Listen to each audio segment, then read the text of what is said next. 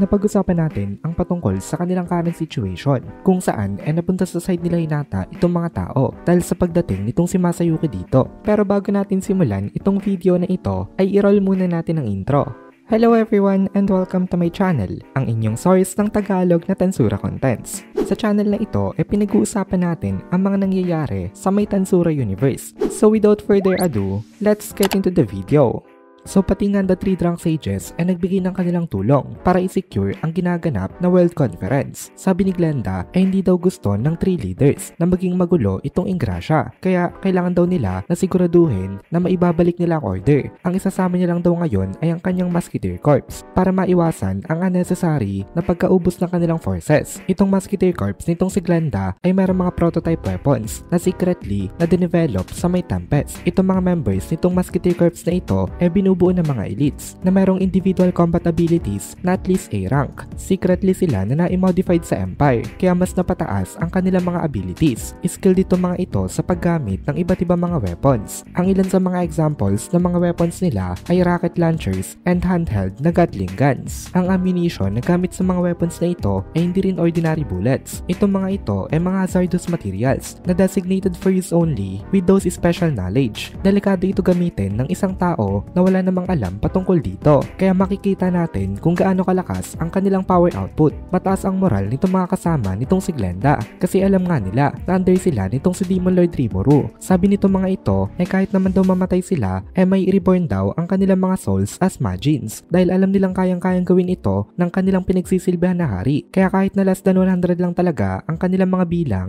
malakas ang loob nila na sumugod sa may battle. Ngayon heavily injured pa rin itong si Hinata, kaya nag-rush itong si Cardinal Nicholas para pumunta sa may location niya at nagmadali itong nag-cast ng isang high ranking na Holy Magic. Ito ay healing dahil dito mabilis na naka-recovered itong si Hinata at nakabalik agad siya sa may battlefield. Tinanong nitong si Cardinal Nicholas itong si Hinata dito kung okay lang daw ba ito. Bakit daw hindi na lang nila ito ipaubaya kay Masayuki Dono, pero hindi siya pinakinggan nitong si Hinata na para bang walang nagsasalita sa may harapan niya. Takot na takot dito itong si Masayuki kasi gusto nga ipaubaya sa kanya nitong si Nicholas ang pakikipaglaban. At alam naman natin na itong si Masayuki hindi naman talaga fighter, kaya na-relieve siya nung hindi nakinig kay Nicholas itong si Hinata. Balak din kasi nitong si Hinata na gumante sa nang-api sa kanya kanina. Nung unang beses binigyan niya pa ito ng chance para ito ay makapagbago, pero ngayon na nakita niya na talaga dito na wala ngang pag-asa na magbago pa ito, balak na itong tapusin nitong si Hinata. Sabi ni Hinata hindi daw siya pwede na magpahinga na lang kasi meron daw siyang kailangan na gawin.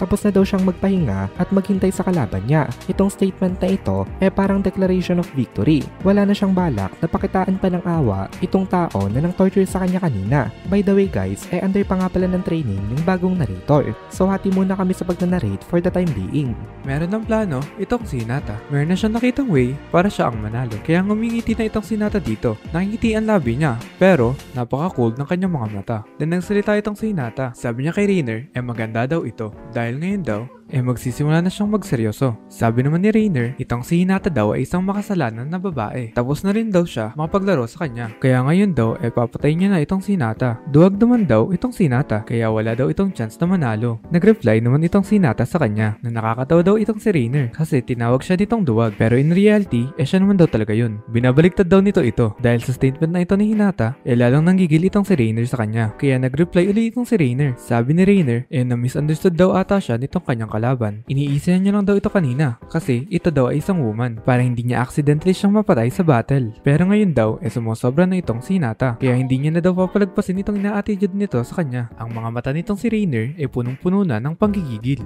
dahil sa naging conversation nilang dalawa ni Hinata. Talagang konting-konti na lang hindi na niya makakontrol ang kanyang sarili. Pero ito naman talaga ang strategy nitong si Hinata at ito talaga ang goal niya simula pa lang nung una na inisin itong si Rainer ng sobra to the point na hindi na ito makapag-isip ng tama. Kaya ang ginawa nitong si Hinata pinagpatuloy niya ang pag-iinis dito. Sabi ni Hinata kay Rainer kung totoo daw ba mga sinasabi nito maghanda daw itong si Rainer at gawin daw nito ngayon ang mga bagay na kanina niya pang sinasabi. Hindi na careless itong si Hinata kasi based sa naging laban nila kaninang dalawa nakita niya na hindi chivalrous man itong si Rainer. Wala na talaga itong pakialam kung babae ba ang kanyang kalaban. Ang goal lang nito manalo kaya wala din daw point na maawa pa siya dito. Sabi ni Rainer hindi niya daw ito mapapatawad kahit na umiyak pa daw ito at makaawa para sa kanyang buhay. Sa sobrang galit ni Rainer ngayon and naging kulay pula na ang balat niya. Nag-i-indicate ito ng matinding anger. Dahil dito ay nakalimutan na ni Rainer ang pinakang goal niya na i-show off ang kanyang strength sa harapan ng public. Wala na siya normal judgment. Ang isip niya na lang ngayon ay kung paano niya totorturein ang kanyang kalaban. Kaya nag-rush itong si Rainer papunta sa direction ni Hinata. Nag-prepare naman tong si Hinata para sa atake nito. Inaangat niya na rin ngayon ang kanyang espada. Ito nga yung phantom pain niya na weapon. Then after a few seconds ay nag-clash na ang kanilang mga weapons. Sobrang lakas ng mga atake nitong si Rainer to the point na kaya nitong i-shatter ang weapon ni Hinata kapag directly itong sinangga ni Hinata. Pero wala namang balak si Hinata na directly sanggain ito. Kasi dahil sa kanyang mastery of the sword ay nagagawa niyang ma-evade ang mga atake ni Rainer without taking the full impact of the attack. Kaya na kahit na mas mataas ang physical ability ni Rainer ay hindi ito nag-matter. Iniilagan lang ni Hinata ang mga atake nito sa kanya. Tapos pinupunterian nitong si Hinata ang maliliit na gap sa armor nitong si Rainer. And as the result, si Hinata ang nanalo. At dito na muna natin tatapusin itong video na ito. Kung nagugustuhan mo itong mga videos natin, ay please consider joining the membership para mapanood mo na agad ang mga kasunod na part dahil palaging advance ang ating mga members. Also, ay please consider leaving a like at mag-comment ka na din para ma-boost naman tayo ng algorithm.